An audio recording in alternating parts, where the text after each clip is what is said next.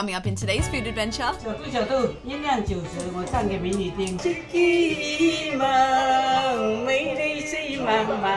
I'm continuing my adventures with the Michelin Guide, discovering not only some of the tastiest food Fujian province has to offer, but the incredible people behind the food too. So get comfy, grab your snacks, because today is also my chance for sea cucumber redemption. Will I drop it like last time? Only time will tell, but the chances are high.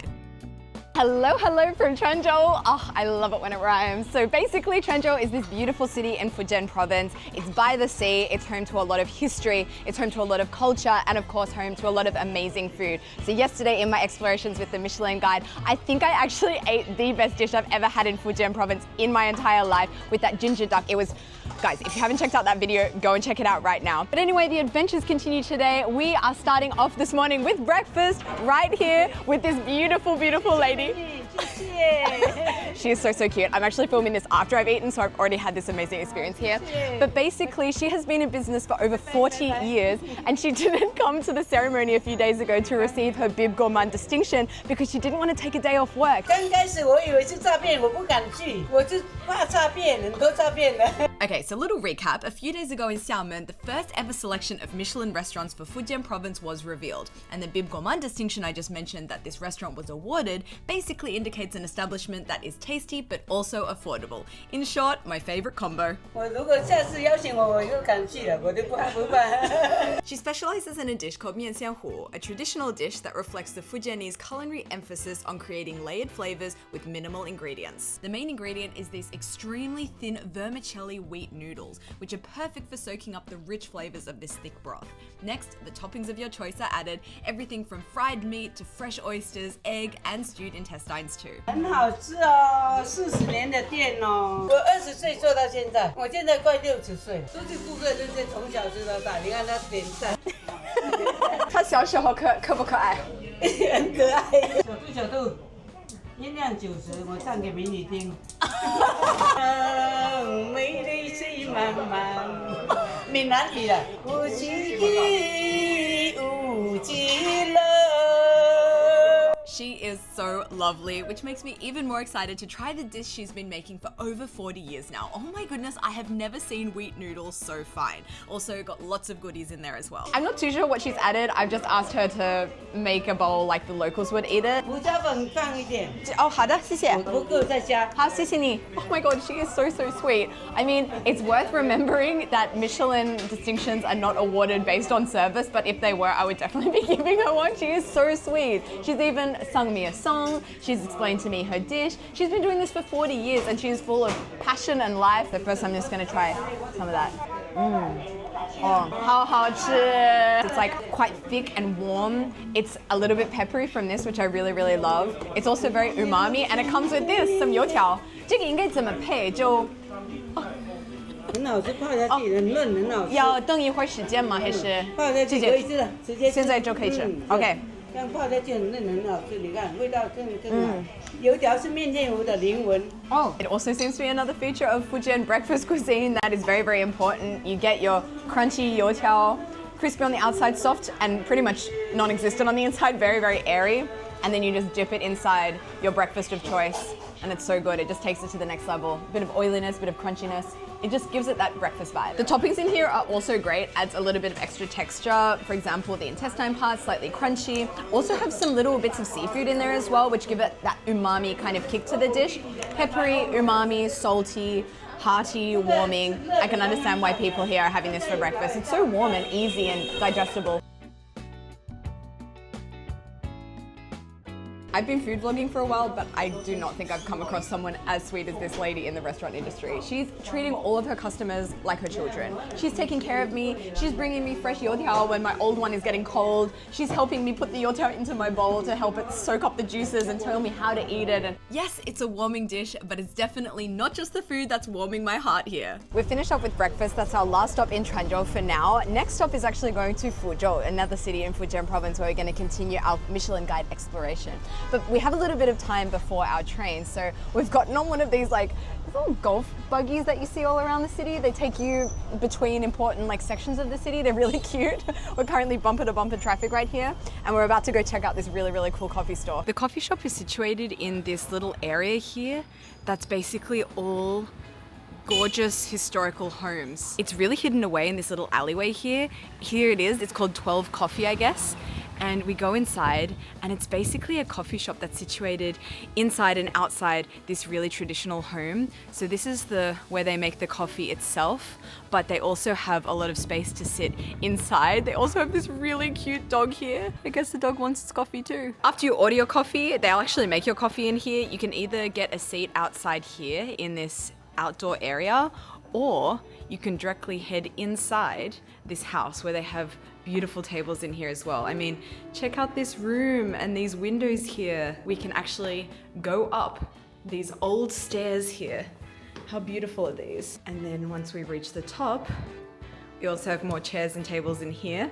But what I love most about this level is you actually have this beautiful terrace with tables up here that you can look over the city of Quanzhou or over this outdoor area down here.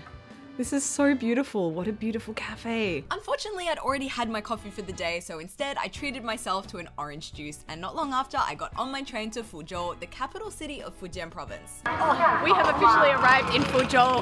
The Fuzhou food adventure commences. We are gonna go to lunch now. I'm not sure what we're eating, but I'm sure it's gonna be amazing because it will be a Michelin selected restaurant. Not Michelin Bib Gourmand, but selected. And basically what a selected restaurant is, it indicates a restaurant that the Michelin guide wants to recognize but isn't yet ready to receive a star or Bib Gourmand. It's kind of like a watch list for future. 请问一下，你们这是做什么菜？湖州特色小吃捞货，捞货。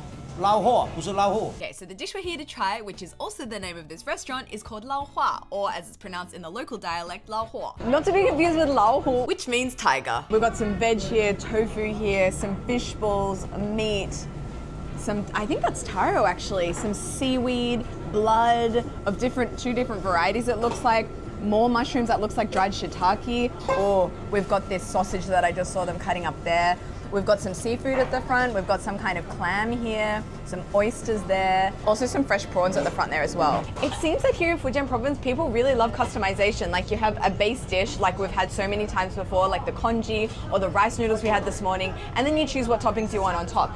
This is similar but different. Here, it's actually more like a malatang concept, like a Fujian malatang, and you guys know I love my malatang, so let's give this a go. Basically, I just pick and choose what ingredients I like the look of, and they're going to combine it with rice noodles. Another thing I'm noticing about Fujian is people love their youtiao. I've had more youtiao in the last 3 days than I think I've had in the last year. And this table here, I actually saw put chili on their youtiao. Definitely going to be trying that later. This is everyone's bowls of the lao hua, and as you can see, every single bowl is a little bit different depending on your ingredients. This is my bowl. Look at those prawns in there. I also got some tofu, I got some cauliflower because I was like, I haven't seen a vegetable in a while. And also I got it with the famous lao hua noodles, which are basically like vermicelli noodles, I guess. Let's see how this tastes. It is a somewhat interesting combination of ingredients. First gonna try these noodles. Nice noodle. Yeah, they remind me a lot of, just vermicelli noodles.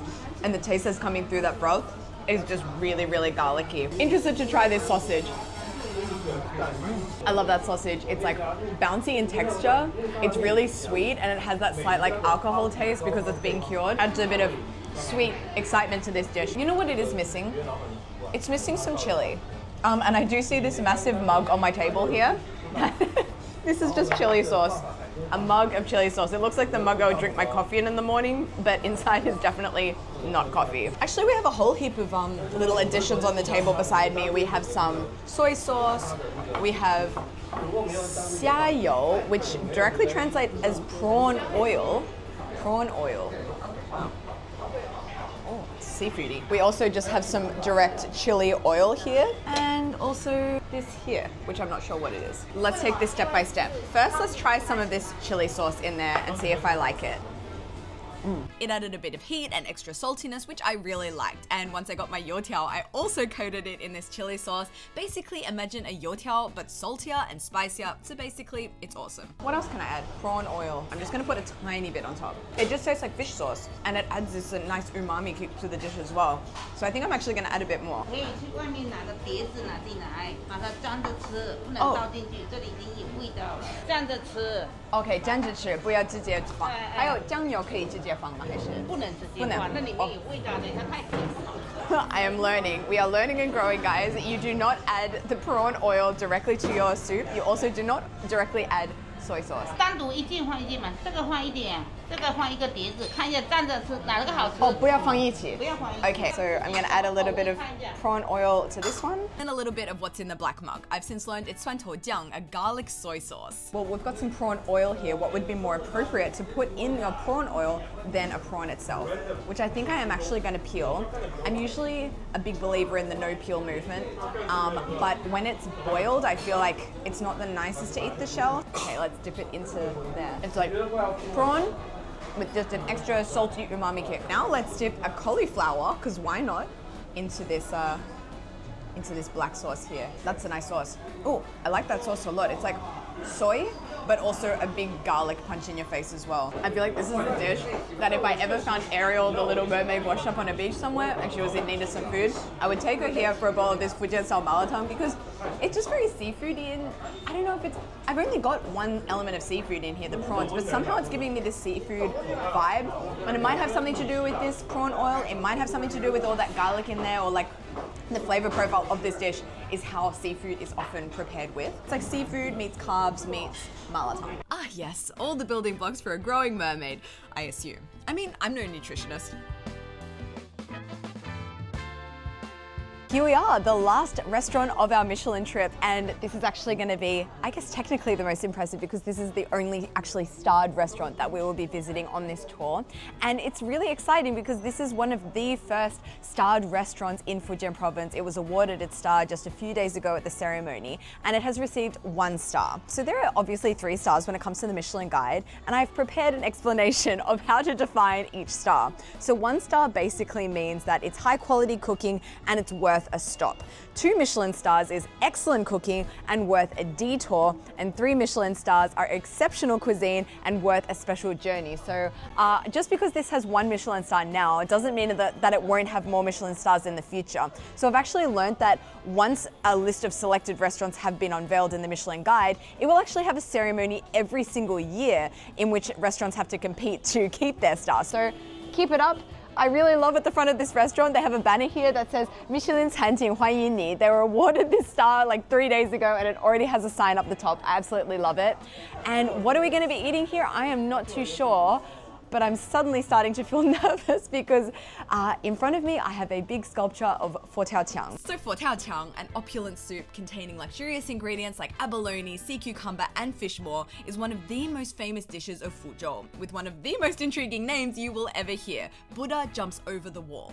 Last time I came to Fuzhou, I actually did some research about how the dish got its name. 好像就是有传说，寺庙里面的那些和尚嘛，他闻到巷子的另一端有一道菜很香，从墙那边翻过来，就是一道墙，然后翻过去，所以叫佛跳墙。 Because this food is literally so good that even a monk who doesn't eat meat and seafood would jump over a wall to eat it. And if you have been watching my videos, you will know that last time I was in Fuzhou, I did have a fotiaoqiang and I had a very unfortunate incident with the sea cucumber. And by unfortunate, I mean I dropped the slippery sucker on the floor. Not my finest moment, especially with a dish this fancy. A tiny fist-sized bowl of this fotiaoqiang will set you back around 500 renminbi. That's roughly $70 US.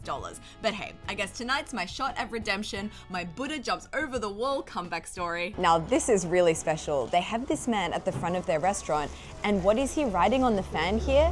It's none other than today's menu. Wow, that is really special. 每天不一样吗？还是每天一样？不一样。Wow, so not only does this restaurant feature DIY calligraphy fan menus, but seasonal DIY calligraphy fan menus at that. Well, that star is looking pretty well earned so far. I've seen a lot of things in China, but I have never seen this. This is so special. But that's just the beginning of what makes this place special. The restaurant is set inside 3 ancient Ming Dynasty courtyard buildings, offering a truly immersive experience. They even have a guzheng player on staff to set the mood, and every guest receives a piece of hand-painted calligraphy from the master here. Just so immersive, this restaurant. Like, you don't just come in and sit down. I feel like I've walked in, I've had a performance, I've gotten some artwork just in time for Chinese New Year. I can put this on my door, upside down, of course. You always put the full upside down. And yeah, now we are going to our room, I guess. Wow. Of course, our menu is here on the table, displaying tonight's dishes, and our first course is olives. First dish on the table, we have some olives, which I feel like I don't usually see in China. And they look a little bit different. Wow, this is different to any olive I've had before. Well, for starters, it's a raw olive. 这个真的是橄榄吗? It tastes more like a fruit. It does taste raw. I don't think I've ever had a raw olive before. For some reason, I just assume they come off the tree in the marinated state that I find them in the Italian restaurant. Turns out, no, it is not in fact so.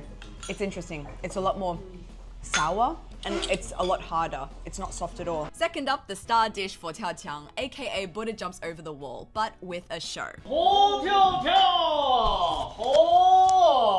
Originally, I thought maybe the soup would be served out of this big pot here, but turns out this was more of a symbolic opening ceremony for the dish. Wow, I don't think I've ever eaten a dish with its own opening ceremony before. And there we have the Haitian, the sea cucumber, my mortal enemy. As well as that entire sea cucumber in there, we also have an abalone, fish maw, a scallop, oh, and a mushroom too. Just hope I don't do anything too embarrassing this time. First, I'm just gonna go in and try some of the soup. Wow, I mean, it probably doesn't surprise you with all of that seafood in there, but it's a really rich umami flavor. Also got a mushroom in there as well, which probably contributes to that. Now, I guess all that's left to do is to actually try and pick up my sea cucumber. Let's hope this goes a little bit better than it did last time. Wow. I mean, I actually do want to bring you closer so you can see this better, but it is just very floppy. Actually, that sea cucumber is so soft, it's actually falling apart in here. That is, look at this, look at that. I mean, I have not cut that up. It is on its own accord, just kind of split into a little piece there. That is so good. It's way more jelly-like than I remember the sea cucumber being in my last Fujian. And I guess some things just don't change. It's not just you. Oh, it's not just me. 这个经常发生的吗？就是客人把他们的那个海参毁掉了吗？没有。Anyway, time to attack some of the other ingredients in here. Definitely a running trend is everything is so tender. I mean, check out this abalone. Abalone traditionally isn't my favorite seafood of the sea because a lot of places they prepare it and I don't know, maybe they overcook it, but it's usually really tough and rubbery. Check out those bite marks. My teeth have just glid. I don't know what the correct use of the word is, but that was easy to bite into. I got the chance to ask the head chef, and turns out there is a reason why all the ingredients inside are so tender. 我要强从干货泡花到上桌要1个星期，熬汤要熬2天。能收到那个米其林是什么感觉？那这次得到这个米其林，真的我由衷的很高兴。这个也为什么我们只注意客人。 他们吃的比如开心，我就很开心。我要传承我们闽菜的经典，包括以后要创新一点闽菜。 Couldn't be a more perfect time to introduce this dish, which is a spin on the Fuzhou classic 荔枝肉, aka lychee pork. When I've had it before in Fuzhou, it usually looks like this, pork and chestnuts with a sweet and sour flavor profile. But this here is a very creative spin on it. Inside is an entire water chestnut wrapped in meat, and then I guess it's been deep fried. Oh, it smells so good. It smells sweet and sour, just how I like it. Wow. So I just bit through into the water chestnut, and it was nestled in here, but you can see how like the pork tenderloin has wrapped around into a circle here, and then it's been deep fried on the outside. It's sweet and sour.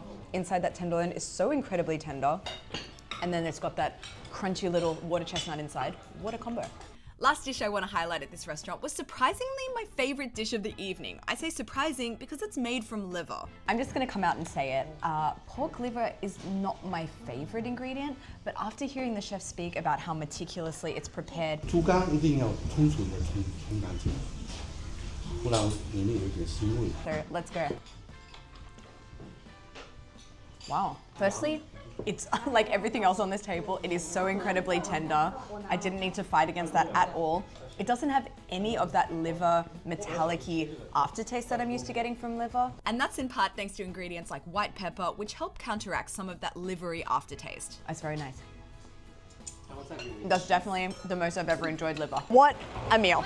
I should probably say what a collection of meals, because I'm traveling with the Michelin Guide. Of course, every single meal I have had in the last few days has been nothing short of extraordinary. If you want to check out the Michelin Guide selections in China or elsewhere, you can visit the website, download the app, and you can follow the news on the Michelin Guide social media. So grateful for this opportunity, not only to work with one of my favorite brands in the world, this has just been an amazing opportunity, but also to learn more about the food of Fujian, because every place that we've visited has been a really local dish, a really important dish to the province of Fujian. And I feel like coming out of this experience, I know so much more about Fujian cuisine, and I'm excited to come back and continue to dive deeper into this amazing cuisine as we go. So yeah, thank you guys so much for watching. As always, don't forget to like, comment, and subscribe. And if you're planning to come to Fujian, would definitely recommend you check out all the places I went to today. So until next time, I will see you next week on my channel. Bye guys.